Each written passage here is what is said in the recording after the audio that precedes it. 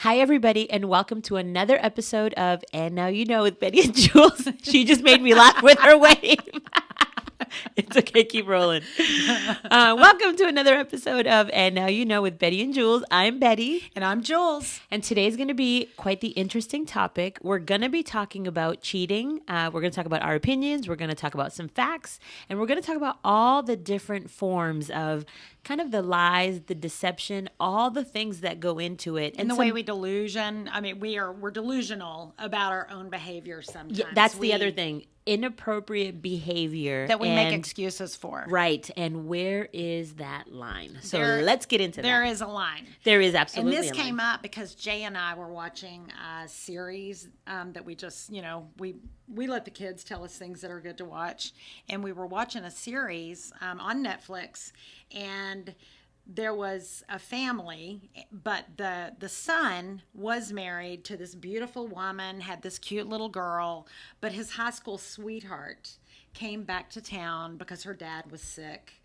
And they ran into each other, and there was obviously still some chemistry there. But she was married, he was married, and they started talking to each other about the problems or the things in their marriages that were making them unhappy. That crossed the line. It crossed the line. They ended up having an affair. Of course they did. Of course they did, because that is, if Satan can destroy the family, then he has destroyed the very foundation of it. It starts the root in a child if their families get a divorce. Yep. It's traumatizing. I have done it to all three of my children. So, and we are, you can be forgiven and all these things, but you still have to deal with the consequences. Yeah. And so let's talk about the line. Okay. Because that's the part where I feel like sometimes it can get really blurry.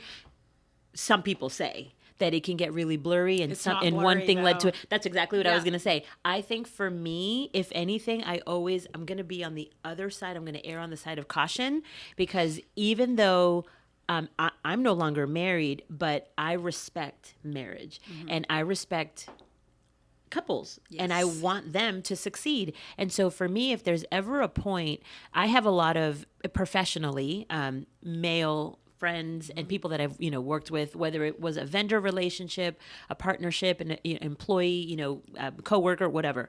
I don't think you should ever put yourself in a situation where something could happen out of respect for yourself and respect for their marriage, even if you don't know their spouse. Right. I don't understand.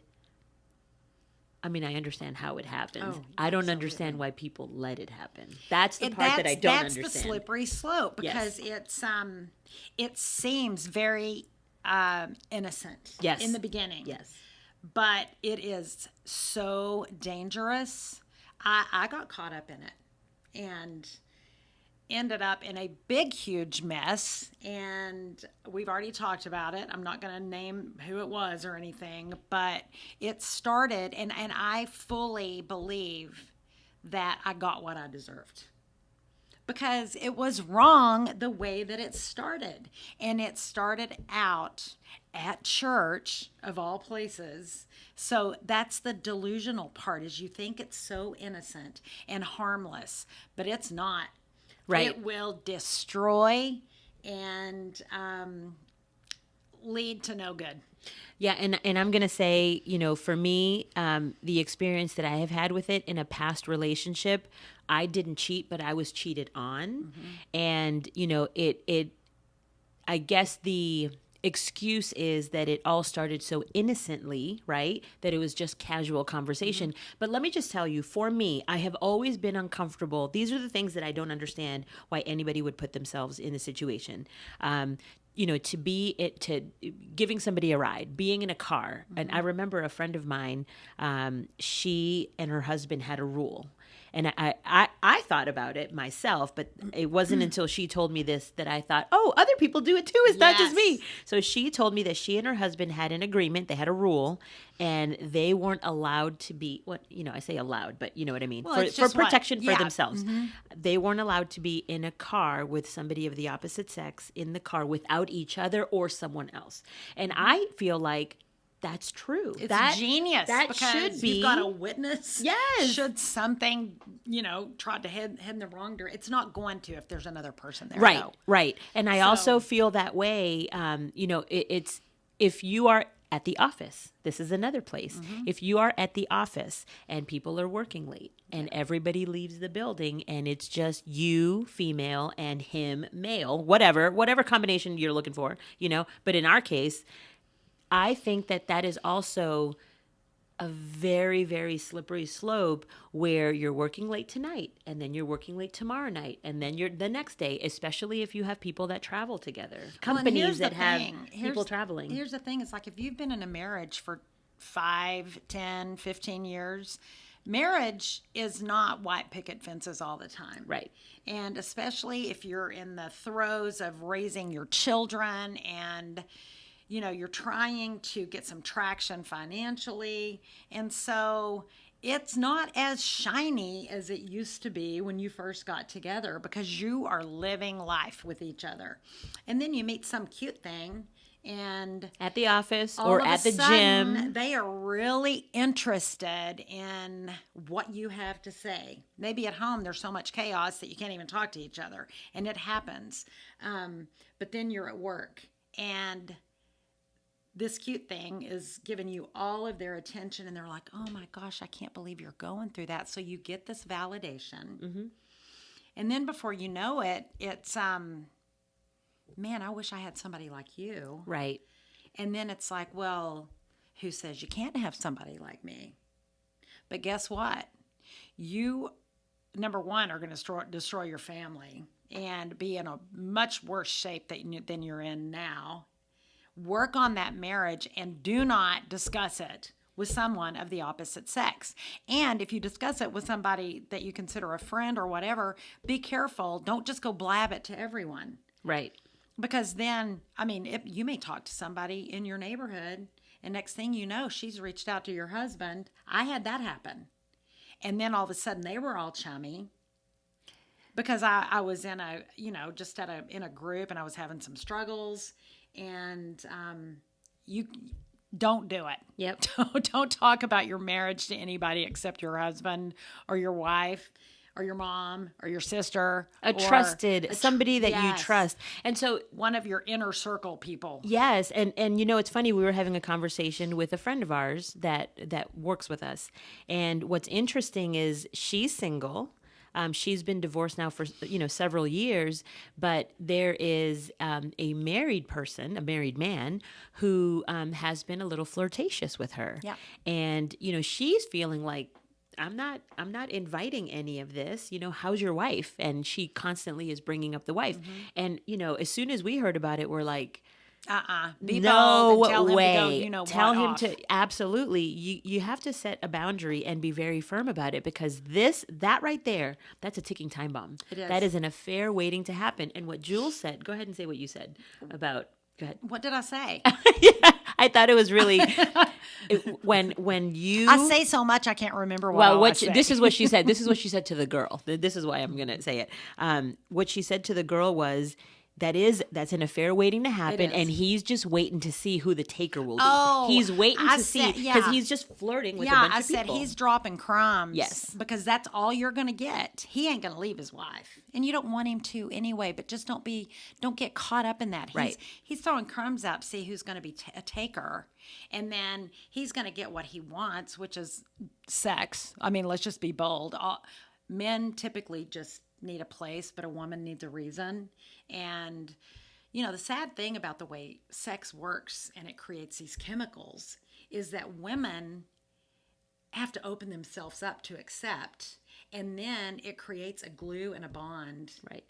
Men, they're hunters. They go on to the next one. And so you're going to end up, he's not available. He's not available. He's not available. And here's the thing. you already know that going in, right? So if you already know that he's married and you know that he's behaving in a way that he's trying to get your attention, let's be real here. It's never going to work if you even if he left his wife. Do you really want a man that was doing that was already behaving that way? And he's showing you who he is Exactly. already. He's showing you who he is, and he's showing you what kind of a man he would be for you if you ever decided to give him the time of day. He's going to get bored with you, and then he's going to do the same thing. He's going to do the same. Yeah. Unless so it's absolutely crazy. Yeah. And you know what? Here's the reality of it all. There are so many things that you can do or say to try to prevent a situation. You don't know how somebody else is going to behave. You don't know what situation they're going to put themselves in. You can't control everybody. But at the end of the day, what I do know for a fact is that the cheating is really not about the cheating. Mm-hmm. There is so much more under it. We're always talking about the root. Yeah, I wonder what's really going on What is there. really going on behind that? What hole inside of them are they trying to fill? Right. With something other than God or the universe or whatever belief you have. Mine's God. And mine's God. I mean, I've clearly come to the understanding that I had a daddy-shaped hole in my heart, and I was trying to fill it with everything except the true source of life. Yes, the affair is the distraction. Yeah. Mm-hmm. The affair is, what is it that you don't want to look at? What is it that you know that there's a bigger issue? There's an issue at home for sure. Yeah. That any happy married couple, I am convinced, I know this 100%. I can tell any happy married couple is not looking to go have an affair. And they don't just happen. Oh, they do not. People that are in love don't fall in love with other people. I can't even imagine somebody besides Jay.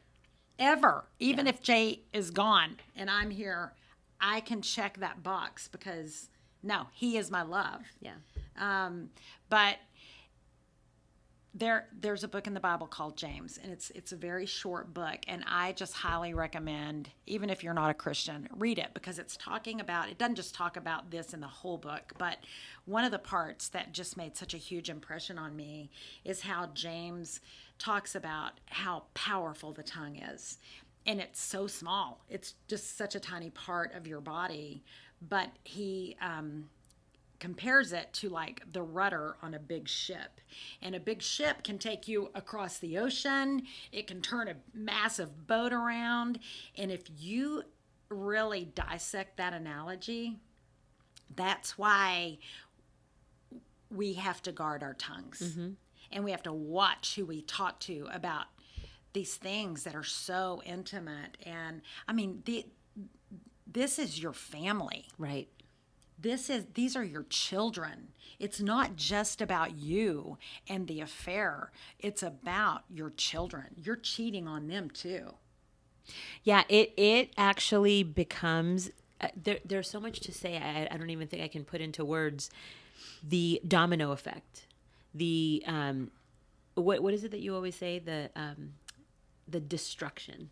Right. Yeah. The wake of destruction. Yes, that's what you always say. Mm-hmm. The destruction that it leaves behind, it's like this rippling domino effect. And it's so hard to comprehend for me to just think like, really, was it worth it? For me, the emotional damage. The emotional damage and all the things that comes with it. I just don't. I'm a firm believer that if there is a reason that you feel like you might want to, for any reason, I feel like go to your partner, even if you're not married, if you're in a relationship, you owe it to that person to be honest with them. You owe it to them first. Yes, that's what I'm saying. Get out first. Why is that so hard? There won't be to so have much a conversation, right? Why wouldn't you want to have a conversation and release the person that you're not only deceiving the other person, but you're robbing them of time that they could be having, that they could be living either by themselves or with someone else, whatever the case is. But why not have a conversation? Do you not owe it to them to have a conversation and figure that out first? I mean, they deserve to be loved the way that the way that we all want to be loved. And if you're not able to love them that way, then tell them, let them go.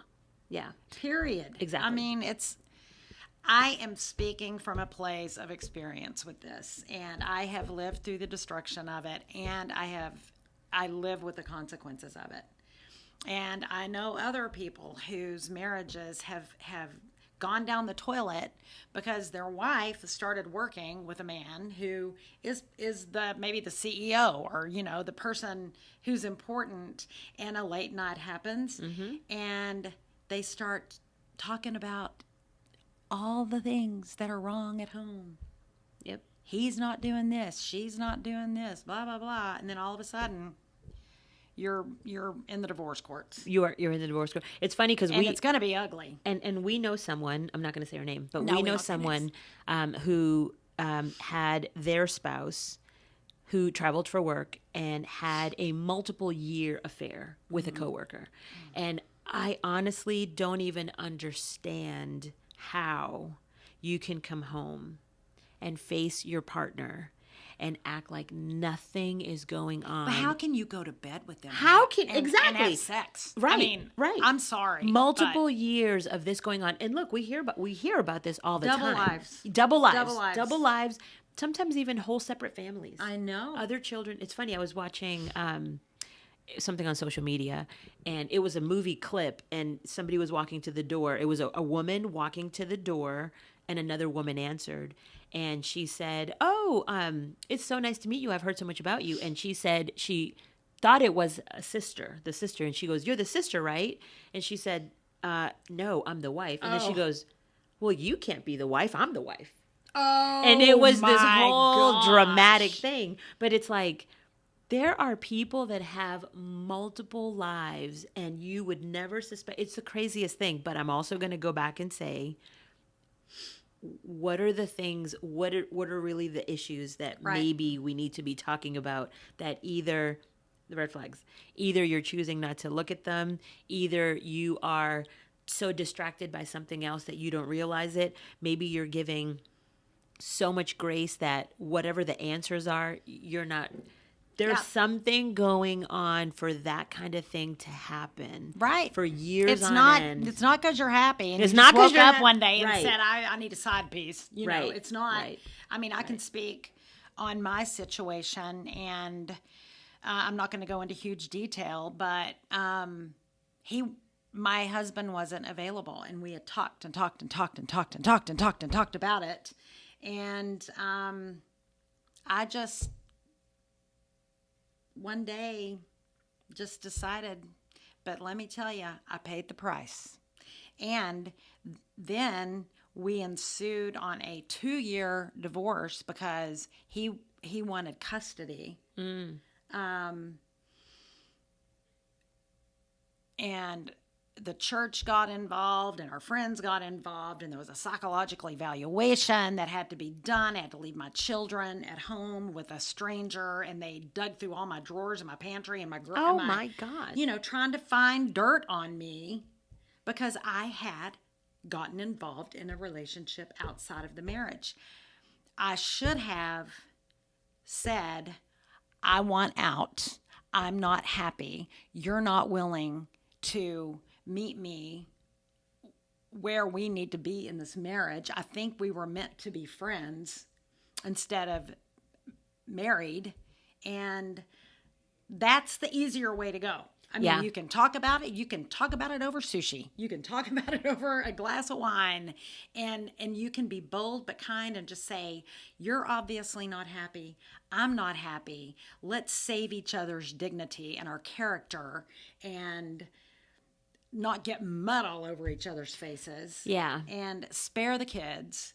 And let's end this, because totally agree. I am being pulled in a direction of behavior that I don't want to do in my life. I totally agree. I'm kind of sitting here just thinking about a million different things going through my head. I just have a really hard time understanding why that is not the easier route. I don't know. Because the affair itself is not the reason for the divorce. Everything under it is what has been pushed to the back, and then the affair happens. Yeah. So it's like, let's just deal with the stuff. Let's try to figure it out. And in many cases, I mean, there are some people, I do know some people that have had an affair situation happen within the marriage, and they choose to stay. Yeah. And if, you know what, more power to you. If you are okay with, for me, I'm not the personality type to be able to deal with that. Yeah, I agree. I'm just not. And the bad thing about it is that a lot of those people who stay in them, they give them that mulligan the first time they do it, and then they go do it again, and then they keep forgiving them. But at that point, you have to recognize that your partner has a character flaw. Right. And they can't keep their pants pulled up. Right. And I know people who have done that. And I've had questions in my mind if certain things hadn't been going on in addition to the outside relationships, would I have brushed it under the rug too? I don't think so. I don't. I want Jay to be all mine. You know, and if I can't have all of him and give him all of me, then I don't want it. That's actually exactly how I feel. I think for me, if a third party can come into my relationship and my partner is distracted and putting attention that way, honestly, you can have him. Right. You can have them. Yeah. That's how I feel. Because we're either going to be all in for each other together and want all of each other and be fully present. Yeah. If I have a partner that is interested in looking, all you have to do is tell me, because I will open the door for you. Right. That's how I feel about it. That's how we all need to do it. I mean, I was in a situation, and you already know about it, but I was in a situation, and this is how sneaky it can be. I was already aware of it. I was already married to Jay, but I had a business partner, we'll call him this, and it started out with him coming to a location I was at and bringing me a bottle of water and a snack, and he brought his little girls with him. And I'll just say it. I was a realtor and I was doing open houses. And so I posted all of my stuff on social media, addresses, what time I was going to be there, open door, me there by myself. Well, this guy starts coming, and, the first time he came, I was like, oh, that was so nice. And he was like, let's partner. I'm a coach. I'll help you. I'm a lender. Let's do this and that. Well, then I had another open house, and it was pretty far away from home. And he had told me where he lived, not the address, but the city. And he came again. I was like, oh, okay, that's weird. Then he came again, and he walked in, and he was like, look at you. Oh, my God, you are so beautiful. You're such a fashion statement. I wish my wife could be like you. Mm. And I looked at him, and I said, well, from the conversations that we've already had, your wife is in the throes of taking care of your 5 children at home while you're here trying to sneak something in. Anyway, it turned into a mess.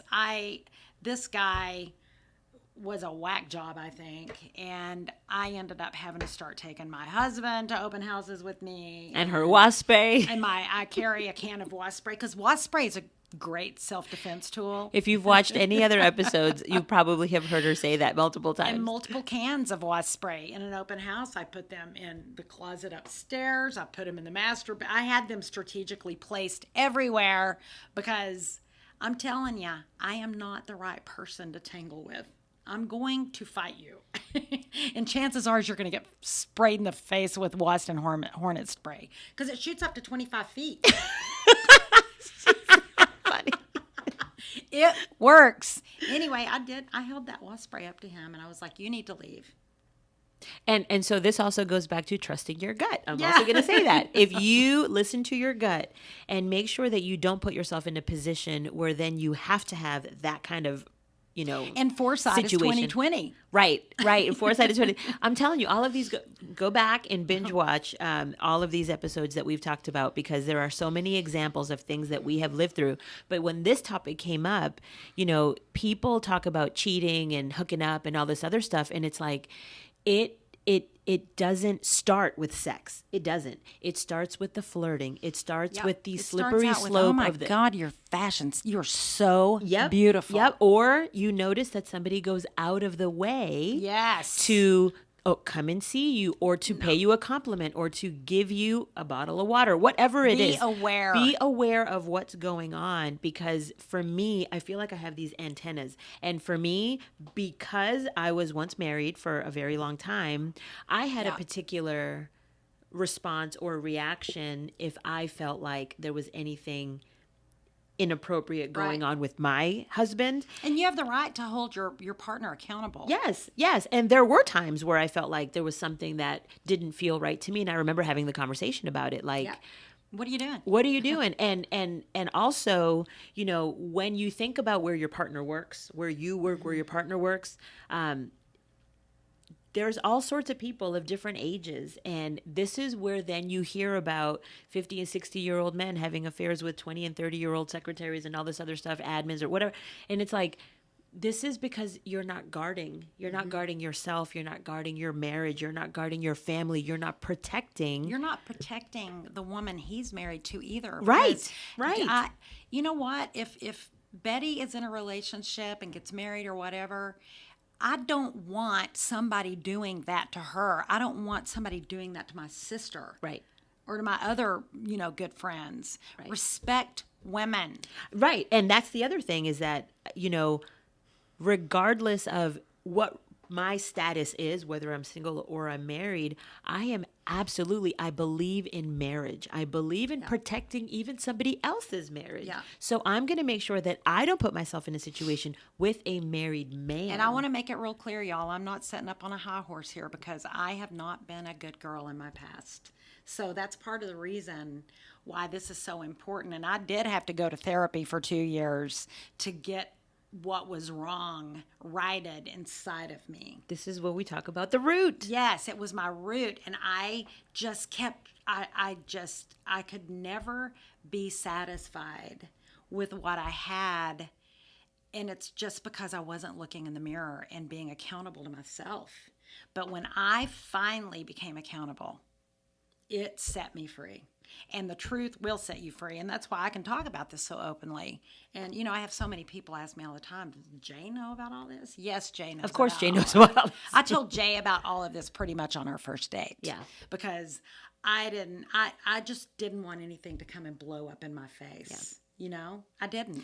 And note to the people that are dating, if you have anything that we're talking about that's in your past, please don't omit it. Don't hide it. Don't pretend like it doesn't matter if you're trying to get into a new relationship. I do think it does matter, because it speaks to your character. It speaks to your character. It speaks to the level of your integrity. And I think that anybody that is considering getting into partnership with you has a right. You know what I hate when people say is, it's all in the past, it's none of their business. It is. It is. It is if you want them to step into a partnership with you. And the way that I want to do partnership is that we're all in, and that there's no lies. It's all transparent, and that we can communicate about anything. Now, if you want to get into a relationship with someone and omit, 50% of your life or whatever the case is, it's like, what kind of partnership are you looking for? That doesn't sound like a very authentic, real, love-based, truth-based relationship to me. Trust is I think it is the absolute number one thing. And if you're going into something and if you're lying, there's no trust. If you're lying, how can they trust you? Jay, we really had to pull all of our ugly skeletons out of the closet. And it was, I'm not going to say that it was uncomfortable, because Jay and I just decided, here we are, where I was almost 50 and he was in his 50s. And it's like, I've had a life before you, and this is what I did. But this is what I did to recover and I'm in full remission now. And, my husband also had a big hole in his dad died the same day my dad died. Isn't that weird? It is weird. It's so weird. So, they both died on July the 7th. And so it's interesting because that day is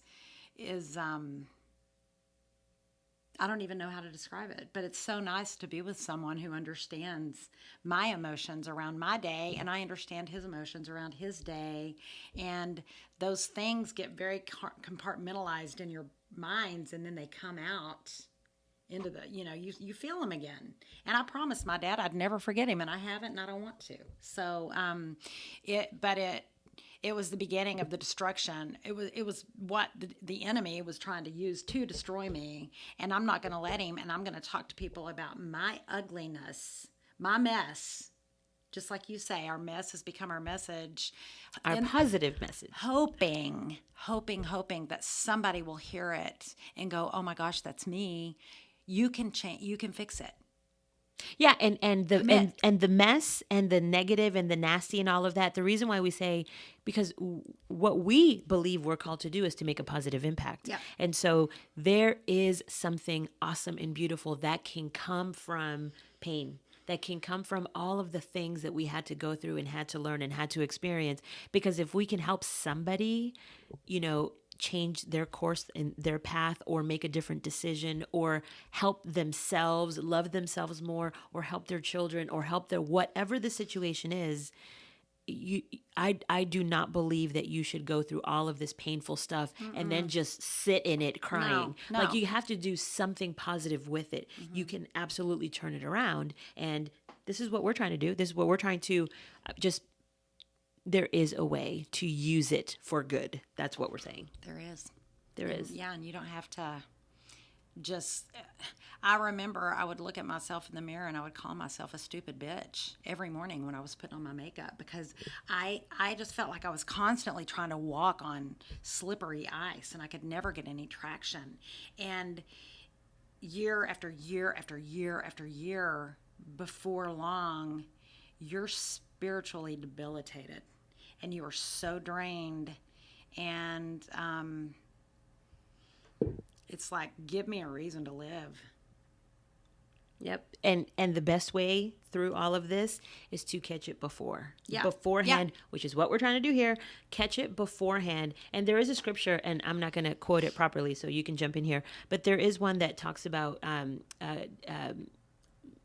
being a guard. What is the being guard of all the thoughts that come into your mind? Because when a thought comes in and it grabs a hold of you and it just begins to catch momentum in the wrong direction, that's when all the destruction happens. It does. But if you can stand guard. If you are able to catch it early on, you said this the other day too, and change the negative thought, you have to change it and be able to put yourself in a better path before you have all of this mess in front of you. And then you think to yourself, oh, if only I had done X, Y, or Z. Catch it on the front end. And that is before there's even a word of flirtation that comes out, before there's even a thought of any kind of lust, right? There are so many things that you can do. You can, because I know it's your mind. It's absolutely your mind. And Satan, you know what? Plants seeds in your mind, these thoughts, and you can grab a hold of them. You can pray immediately over your mind and turn it around. And that it's a good point, because there's some things, and I learned this later on in life too, that Satan can't read your mind.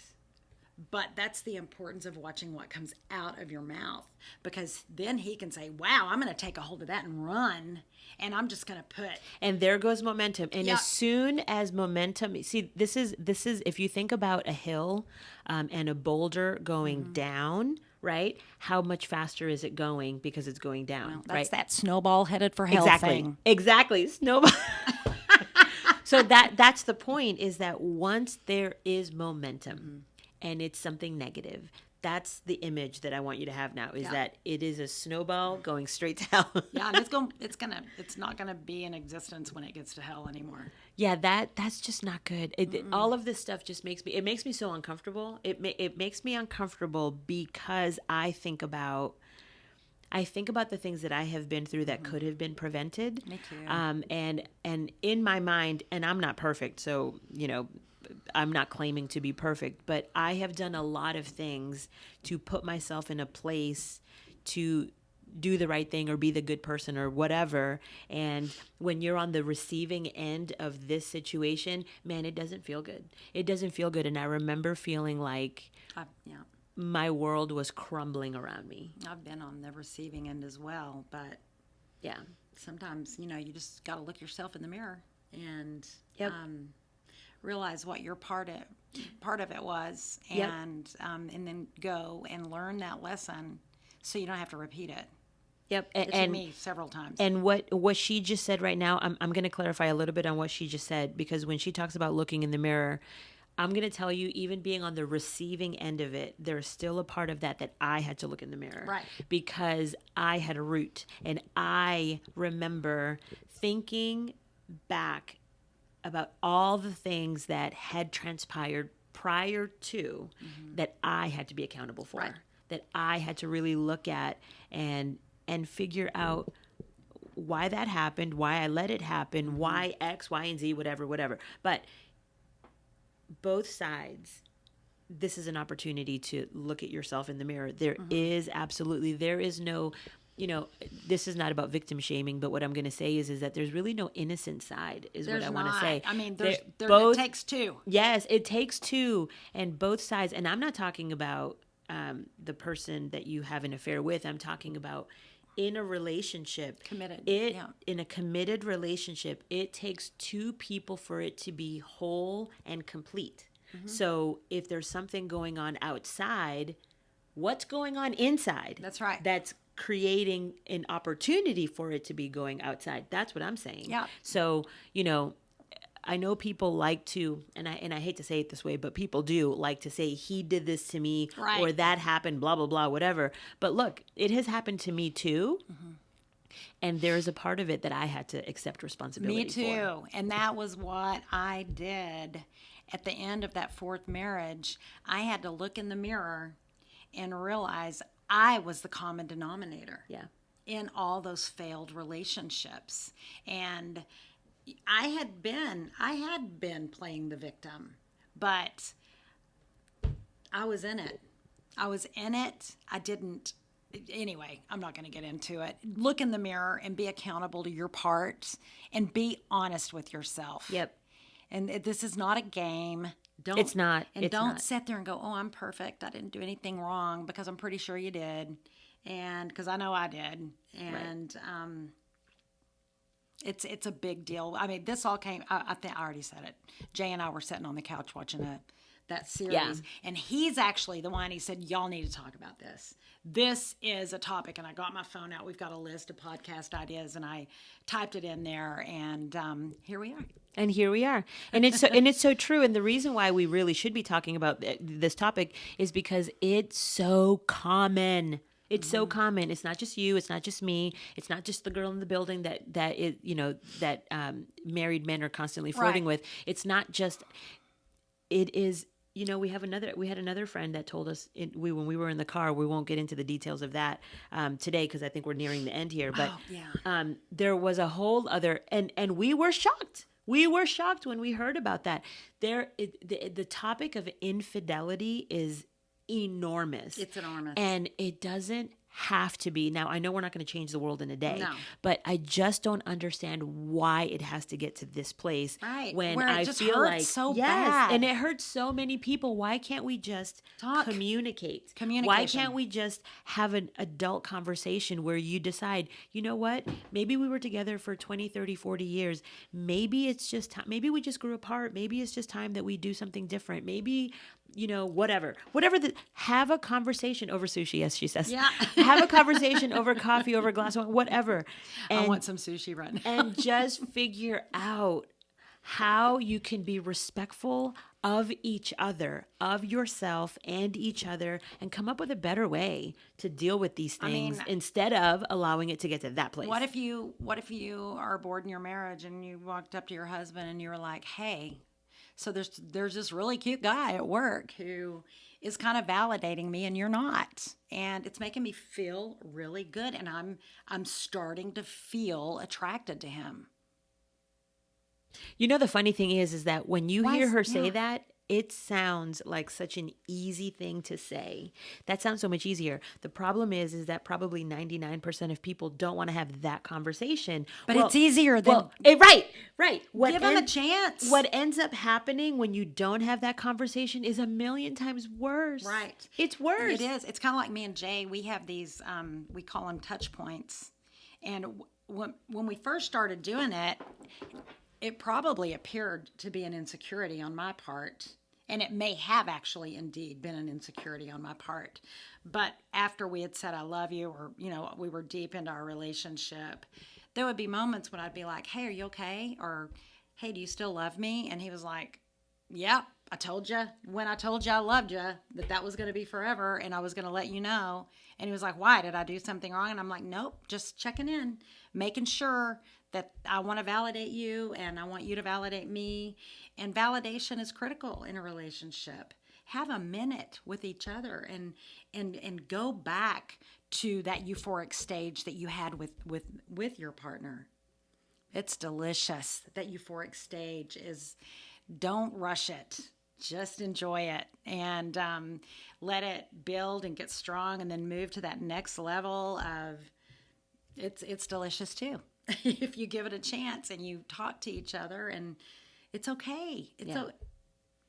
I mean, if your partner gets mad because somebody's attracted to you, say, "Well, you used to be attracted to me. Why wouldn't somebody else be attracted to me? I'm coming to you because I want to know if you're still attracted to me because I'm not feeling it." Yeah, I think really at the end of the day, this whole conversation comes down to communication skills, being emotionally intelligent, being able to actually have an honest conversation with your partner, and really being open to hearing the truth. Yeah, like, do you really want to know how somebody feels, how your partner feels? Do you really want to know, like what they want to express to you, or are they afraid to even say what they really want to say? If you're married to a narcissist, it won't work. So that's a whole different ball game. But and if you are, because they don't care. Yeah. And that's a whole other episode. Yes, that's a whole other episode.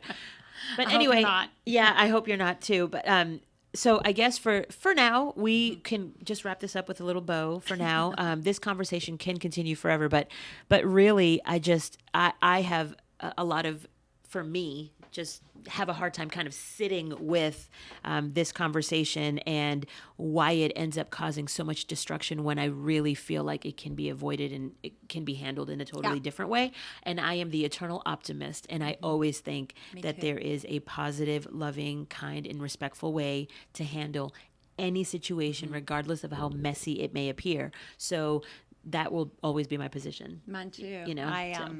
But here's the truth. Just get to talking, but get to talking to the right people. Right. Don't talk to the wrong people. Right. So that's pretty much. And get to talking about the right things. Yes. About the real underlying root about what's really going on, not surface level stuff that just doesn't settle anything. It's like the real, it's the stuff behind, the stuff that is uncomfortable, the stuff that people don't want to talk about. It's like getting naked in front of whoever and just spilling it. That's what I think a relationship is. Be vulnerable. Yes, being vulnerable, being completely authentic. I think that, and I didn't know how to do that in the past. I didn't know how to do that. Yeah. But I do think that that's what a relationship is supposed to be. Yeah. I had to go to therapy to learn how to do that. Yeah. But it feels good when you figure it out, and then you can have these real authentic relationships or marriages and friendships. And I can tell you that if I'm ever out and about and somebody started talking about her, I would shut them down and say, "I am not participating." Yep. So, see ya. Yep. And by the way, this is fun. This is what you just said. One of the things, totally like not the same topic, but I feel like I have to say it right here. When you have people that are either your four quarters or in your inner circle, you are supposed to shut things down. Yeah. You are supposed to. That is part of, I'm going to say, the code, right? It is. The code that you have with each other. Because what I'm going to say is, if you allow other people to badmouth and say things about people that are your quarters or your inner circle, what I'm going to say is that you probably should look inward and take a look at why you allow that to happen, because that says more about you than it does whoever is talking bad about your person. Yeah. I feel like I could punch him in the face. She gets super fiery. Like, you need to shut up. Yep, she gets real fiery. There's another word in there. But you know what's great about that? There's an amazing level of loyalty that we have for each other. People know they don't come to me to say something bad about her. No, they know not to. They do. And the same is true when they go to her. And they if will you don't, not. and you're listening, don't do it. Yeah, absolutely. But I will say that this is a really good point of reflection. This is maybe your homework, a point of reflection that you can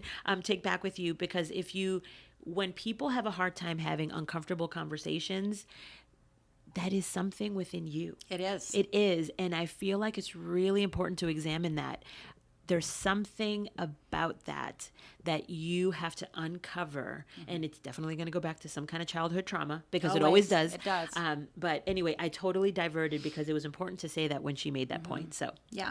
It's not just a marriage. It's in all your relationships. It's Protect them. all relationships. If you love them, protect them. Oh, and by the way, here's another thing that does have to do with marriages. Please don't badmouth your spouse to other people. No. I think that's horrible. I currently don't have a spouse, but let me tell you something.